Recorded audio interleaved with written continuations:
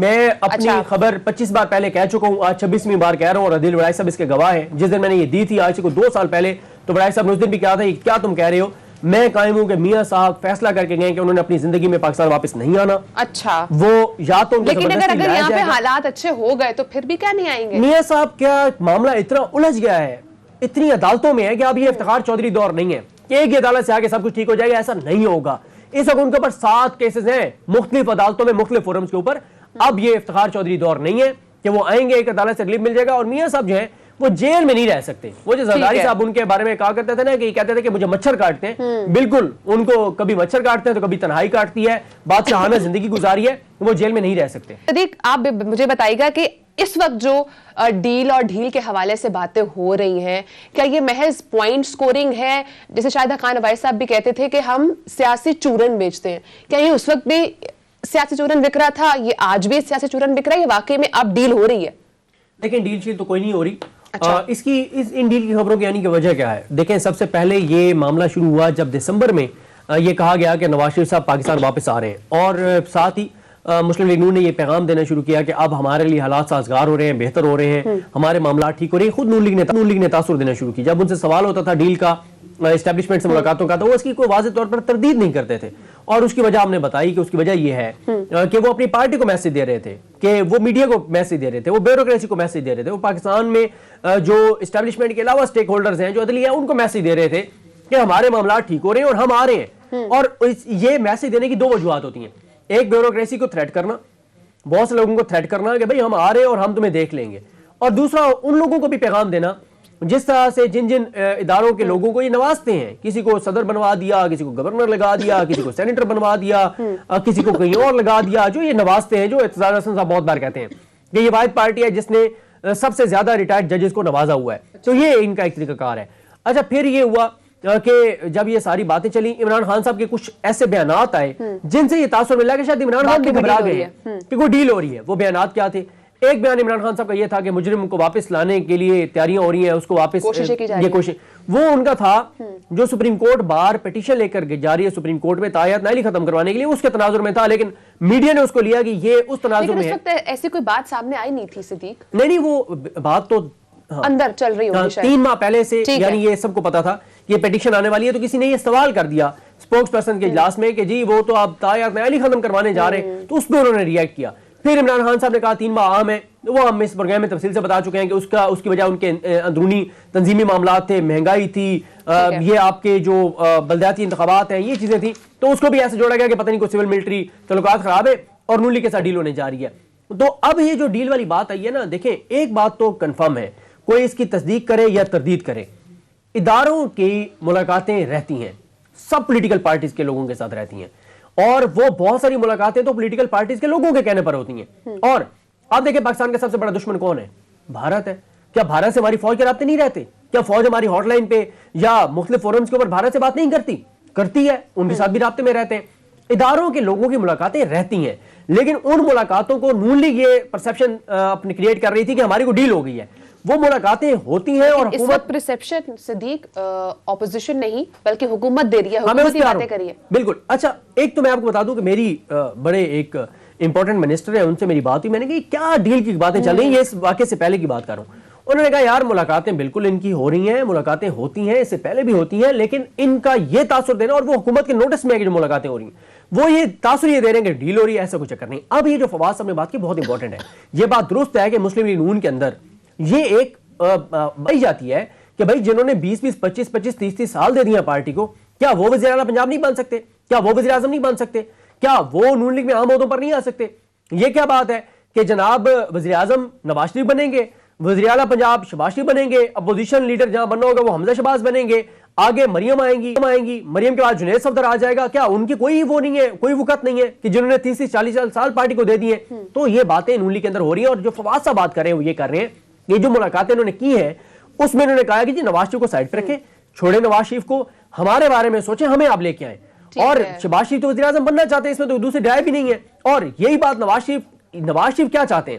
نواز شریف چاہتے ہیں کہ شہباز شریف کوشش ضرور کرے اداروں کے ساتھ، اسٹیبلشمنٹ کے ساتھ، لیکن وہ ڈیل اس بات پر کریں کہ مریم نواز صاحبہ کو کلیئر کروا دیا جائے، ان کے کیسز ختم کروا دیا جائے، یہ نہیں وہ چاہتے۔ ریلیف اس وقت نون لیگ مانگ رہی ہے نہ नवाज शरीफ क्या चाहते हैं कि उनको और उनकी बेटी को रिलीफ मिले, ठीक है। वो नून लीग के लिए वो कहते हैं अगर हम नहीं है तो फिर नून लीग इक़्तिदार में आ भी जाए, चाहे शहबाज शरीफ वज़ीर-ए-आज़म क्यों ना हो, हमें तो कोई फायदा नहीं है। इसी हवाले से फवाद चौधरी साहब ने प्रेस कॉन्फ्रेंस करते क्या कहा था, वो ये कहते थे कि 4 रहनुमा हैं जिनके नाम तो उन्होंने खैर नहीं बताए, लेकिन वो खुद को नवाज शरीफ के मुतबादल के तौर पर पेश कर रहे हैं।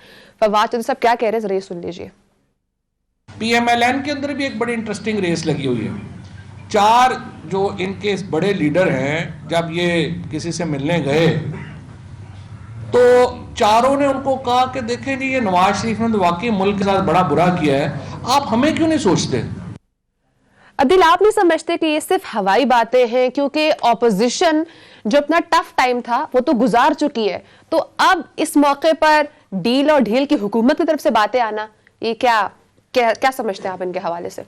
देखें, PMLN तो पहले दिन से ये कोशिश कर रही है कि हमें और शरीफ खानदान को केसेस में रिलीफ मिले। ये जो बात करते हैं ना डील की, मैं समझता हूं कि 50% तक ये बात बिल्कुल दुरुस्त है, और ये 50% तक उनकी हाँ है, यानी उनकी तरफ से हाँ है, दूसरी तरफ से ना है ना। ये तो पहले दिन से कह रहे हैं, इनका मुतालबा क्या है, हमें केसेस में दें रिलीफ। एस्टैब्लिशमेंट ये कहती है कि हमने किसी मामले में मुदाखलत नहीं करनी, आपकी मनी ट्रेल है, अदालतों में जाएं, आप जाकर खुद रिलीफ लें। अगर आप ये तवक्को कर रहे हैं कि आपको अदालतों में जाके माजी की तरह, जिस तरह इन्हें हर इदारा ओब्लाइज करता था, इन्हें अदालतें ओब्लाइज करती थी माजी में, 90 की दहाई में क्या क्या होता रहा था, ये तो हिदायत जारी करते थे।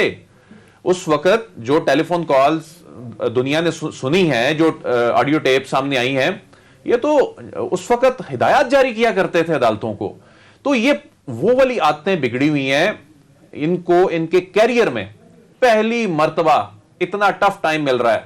मैं तो समझता हूं कि शरीफ खानदान को इतना टफ टाइम परवेज मुशर्रफ दौर में भी नहीं मिला था। जब नवाज शरीफ साहब को उम्र कैद की सजा हो गई थी, वो उनके लिए इतनी भयानक नहीं थी जितना इमरान खान के दौर में उनको हकीकत में अपने हकीकी केसेस फेस करने पड़ रहे हैं। उन्होंने बहुत कोशिश की इसे सियासी रंग देने के लिए, उन्होंने बहुत कोशिश की इदारों पर इल्जाम लगाने के लिए, इन्होंने इदारों के जो बड़े हैं उनको इसमें जबरदस्ती लेकर आने की बहुत कोशिश की, घसीटने की बहुत कोशिश की, इस सारे मामले में इदारों को बदनाम दुनिया के सामने करने की बहुत कोशिश की। जब सारे हरबे अब आजमा लिए, अब वो आ गए मिन्नत तरले पर। अच्छा, मिन्नत तरले से भी अब कैसे बात बने, यानी आपने पहले जिस तरह ललकारा, जिस तरह इदारों को बदनाम किया, अब आप मिन्नत तरला करेंगे तो क्या चीजें नॉर्मल हो जाएंगी? ये चीजें भूली हुई तो नहीं है कि आपने क्या किया, और सिर्फ आपने अपने केसेस के लिए किया। बात बड़ी सिंपल सी है, अदालत में केस लगा हुआ है, अपील लगी हुई है, केस की जजमेंट आप क्यों मांग रहे हैं? अब तो आगे एक नए अदालती तारीख जो है वो शुरू होने जा रही है, एक नया अदालती दौर शुरू होने जा रहा है। जनाब जस्टिस उमरता बंदियाल साहब जो हैं वो आ रहे हैं। इस वक्त जो जनाब चीफ जस्टिस जनाब गुलजार साहब हैं, इनका बड़ा बेहतरीन दौर था। तो अब इनका केसेस जो हैं, अब क्यों ये नहीं चाहते कि ये फाइनलिटी की जानिब जाएं, ये इस्लामाबाद हाई कोर्ट में और जाएं सुप्रीम कोर्ट में, ताकि केस कंक्लूड हो। उसकी वजह यह है कि शरीफ खानदान 90 की दहाई का उस वक्त की जो आदत बनी हुई है, वो इस सदी की जो डायनामिक्स हैं उसको समझ नहीं पा रहे।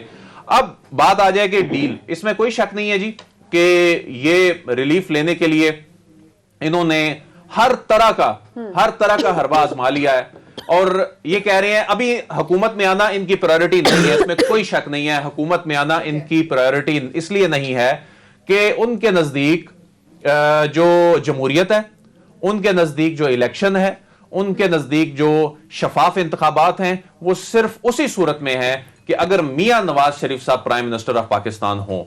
मियां साहब डिस्क्वालीफाइड हैं, साहबजादी उनकी डिस्क्वालीफाइड हैं, आगे अभी हालात कोई नजर नहीं आ रहे जो सूरत हाल है, जिस तरह ये केसेस में ताउन नहीं कर रहे, अदालतों में कोई मनी ट्रेल वाली सूरत हाल नजर नहीं आ रही, वो डिस्क्वालिफिकेशंस कैसे खत्म होंगी? मुझे तो समझ नहीं आती।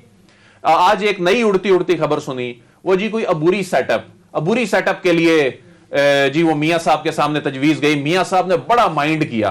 पहली बात तो ये है कि ये वहां जुर्रत किसकी है कि मियां साहब के सामने ऐसी बात करे कि मैं कोई अबूरी सेटअप में आगे आ जाऊं, ये किसी की जुर्रत ही नहीं है। दूसरी बात यह है, कौन सा अबूरी सेटअप कौन लाएगा? ये किस तरह की ख्याली बातें लोग कर रहे हैं, मुझे तो समझ नहीं आ रही। क्या मतलब आप एक चलती हुई हुकूमत को चलता कर देंगे, भेज देंगे, घर भेज देंगे? कैसे भेज देंगे? तहरीक अदम एतमाद लाएंगे? एक बिल तो आप रोक नहीं सके। एक जानिब आप कहते हैं کہ ان سے ہاتھ اٹھ گیا ہے, دوسری جانب ان کے جب بل اگر ان سے ہاتھ سپوز ہے یا نہیں ہے, ٹھیک ہے, جب انہوں نے بل منظور کروا لیے ہیں تو اس کا مطلب ہے آپ کی ناکامی ہے. تحریک عدم اعتماد کہاں سے لے کر آئیں گے, کیسے لے کے آئیں گے؟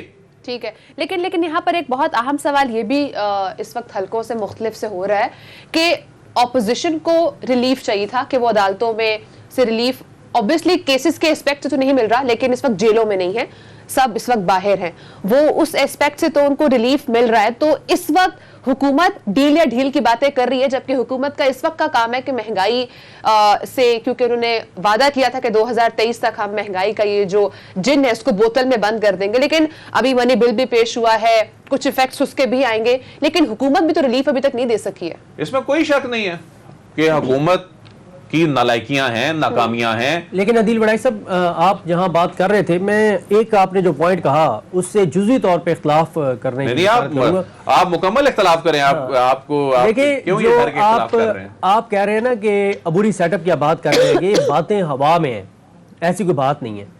دیکھیں عبوری سیٹ اپ, میں یہ تو نہیں کہتا کہ 2023 سے پہلے عمران خان کو ہٹا کے کچھ ہو رہا ہے, اس حد تک میں آپ سے اتفاق کرتا ہوں, لیکن 2023 کے بعد کیا ہوگا میں یہ سمجھتا ہوں کہ یہ بہت ساری جگہوں پہ ڈسکشن جاری ہے کہ 2023 کے بعد کیا ہوگا. مجھے اچھا جی, مجھے ایک بات بتائیں جی, یہ صدیق جان صاحب نے جو بات کر دی ہے, صدیق جان صاحب جیسا ایک سینسیبل جرنلسٹ جو کہ آئین قانون کو روزانہ رپورٹ کرتا ہے, جو سپریم کورٹ آف پاکستان میں جا کر صدیق جان صاحب جو ہیں بڑے بڑے آئینی کیسز کو رپورٹ کرتے ہیں, مجھے ایک بات بتائیں, حکومت اپنا وقت پورا کرتی ہے 2023 میں, اور کون یہ جرت کرے گا کہ 90 دن سے 91 دن تک بھی لے جائے, آئین کو وائلیٹ کون کرے گا؟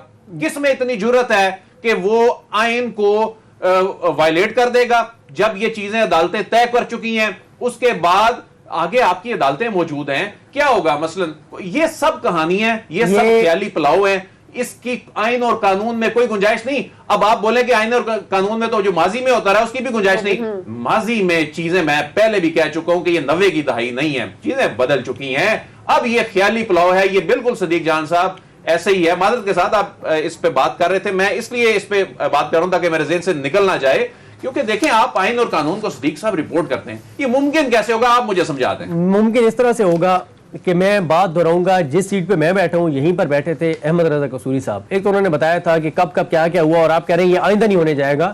یہ جب یہ ہوتا تھا تو یہی کہا جاتا تھا آئندہ نہیں ہوگا, اور آئندہ پھر ہوا بھی. دوسری بات یہ ہے کہ بڑا خوبصورت ایک جملہ تھا احمد رضا قصوری صاحب کا کہ جب آئین اور پاکستان آمنے سامنے آ جائیں گے تو پھر پاکستان کو بچایا جائے گا. پھر آئین جو ہے وہ تو پھر کاغذوں کے اوپر ہی موجود ہے نا, آئین تو آئین کی کاپیاں اور کتابیں تو مشرقی پاکستان میں بھی موجود رہی تھیں, لیکن پاکستان 2 لاکھ ہو گیا تھا. آپ سسٹم سے مایوس ہو چکے ہیں.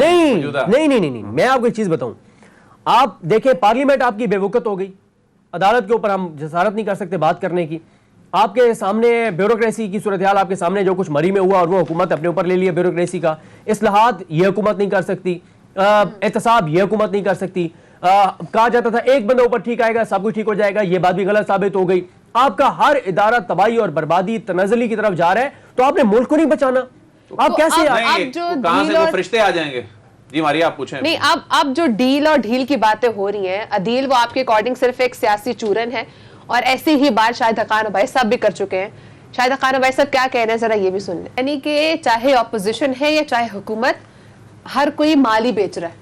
مال ہی بیچنا ہے, دیکھ لیں انہوں نے کہہ دیا, بتا دیا, انہوں نے ایکسپوز کر دیا. ویسے زیادتی کی ہے شاہد حقان عباسی صاحب نے, میں سمجھتا ہوں کہ ہمارے ٹی وی پروگرامز کے ساتھ زیادتی کی ہے, یہ جو ہمارے میڈیا پہ, کہ اس کا مطلب ہے یہ چورن بک رہا تھا, مال بک رہا تھا, اس میں کوئی حقیقت نہیں تھی. اور بیچنے والے بھی تو وہ خود ہی تھے نا, وہ بیچنے والے تھے, تو صحافی کا کیا کام ہے؟ کیا صحافی ایک ڈاکیا ہے کہ وہ ایک چیز آ رہی ہے اس کو خود اس پہ کوئی اپنی کوئی کامن سینس, نیوز سینس تو بہت آگے کی بات ہے, کوئی کامن سینس اپلائی کی جائے. لیکن ایک ہوتا ہے کہ میڈیا کا کام ہوتا ہے چیزوں کو رپورٹ کرنا. اگر اپوزیشن کوئی بات کر رہی ہے, حکومت کوئی بات کر رہی ہے, آج حکومت کے پلیٹ فارم سے اگر ہم نے یہ بات سنی ہے کہ ڈیل یا ڈھیل ہو رہی ہے, تو پھر اب میڈیا کا کام ہے اس کو رپورٹ کرنا. میڈیا کا کام ہے اس کو رپورٹ کرنا, لیکن میڈیا کا کام ہے اس میں حقائق بھی سامنے لے کے آنا. اگر آپ نے صرف سیاستدان کو ہی یہ سمجھنا ہے کہ وہ ٹھیک بات کر رہا ہے, سوئچ آن کر دیں لائیو کا, اور ہو بھی ویسے یہی رہا ہے کہ سارا دن پولیٹیشین آ کے بات کرتے ہیں, اپنا نیریٹو دیتے ہیں, ٹی وی ٹاک شوز میں بھی آلموسٹ وہی بات ہوتی ہے, اور حقائق کہیں چھپ جاتے ہیں. اس کے بعد پھر اس کے کئی ہفتوں بعد آ کر شاہد حقان عباسی صاحب آ کر بتاتے ہیں, وہ کہتے ہیں جی ہم نے بھی تو کوئی چیز بیچنی تھی نا, وہ بک گئی. تو بہرحال انہوں نے, اچھا اب حیران کن بات یہ ہے کہ جس مسکراہٹ کا ذکر اس وقت ایاز صادق صاحب جس کانفیڈنس سے کر رہے تھے, اس وقت تو نون لیگ جس انداز میں ان کے رہنما بات کر رہے تھے, اور واقعی ایسا لگ رہا تھا کہ کوئی انقلاب آنے والا ہے نا, اب انقلاب آ جائے گا. اب میاں صاحب تیار ہیں, وہ ملک میں اس وقت حالات خدا نہ خواستہ بڑے خراب ہیں, انہوں نے آ کے ٹھیک کر دینے ہیں. اس کے بعد دیکھیں شاہد حقان عباسی صاحب کہہ رہے ہیں کوئی رابطے نہیں تھے, کوئی کچھ نہیں تھا. ٹھیک ہے, لیکن صدیق اس وقت یہ کہہ رہے ہیں کہ ابھی کی ڈیل یا ڈھیل تو نہیں ہو رہی ہے, لیکن 2023 کے بعد کیا ہونا ہے اس حوالے سے ضرور سوچا جا رہا ہے. تو صدیق آپ کے ذرائع کیا بتاتے ہیں کہ 2023 کے بعد کس حوالے سے سوچا جا رہا ہے؟ وہ تو ویسے بھی الیکشنز ہو رہے ہیں. میرے ذرائع تو نہیں بتا رہے, لیکن میری کامن سینس یہ کہتی ہے کہ بڑی سوچ بچار ان جگہوں پہ جاری ہوگی جو پاکستان, جو اس وقت الحمدللہ پرامن پاکستان بچا ہوا ہے, تو جو اس کے ضامن ہے وہاں پہ ضرور یہ ڈسکشن ہوگی کہ کیا کرنا ہے, کیا اسی طرح سے چلانا ہے, لوگوں کو مزید اس نظام سے مایوس کرنا ہے اور مزید ملک میں انتشار, تباہی, بربادی اور یہ چیزیں اکٹھی کرنی ہے, یا ملک کو کہیں صحیح طرف لے کے جانا ہے. عمران خان کیوں اصلاحات نہیں کر سکتا؟ عمران خان اصلاحات کرنے لگتا ہے, ایف بی آر میں شبر زیادی جیسا بندہ فارغ ہو جاتا ہے, اس کو کچھ کرنے نہیں دیا جاتا, بیوروکریسی کچھ کرنے نہیں دیتی, سمپل اکثری, آپ کے پاس سادہ اکثریت بھی نہیں ہے کہ آپ کو قانون پاس کر لیں.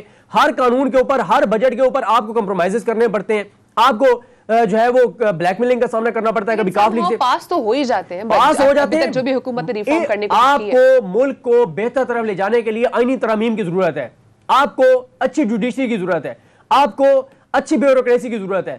یہاں پہ تو آپ ایک سرکاری ملازم کو نکالتے ہیں 2010 میں, اور اس کا فیصلہ الٹیمیٹلی اور اس کا فائنل ڈیسیژن 2020 میں آ کے سپریم کورٹ میں ہوتا ہے. آپ تو ایک چپراسی کو فارغ نہیں کر سکتے اس قانون کے تحت. کیسے آپ اس ملک کے اندر بڑی ریفارمز لے کے آئیں گے؟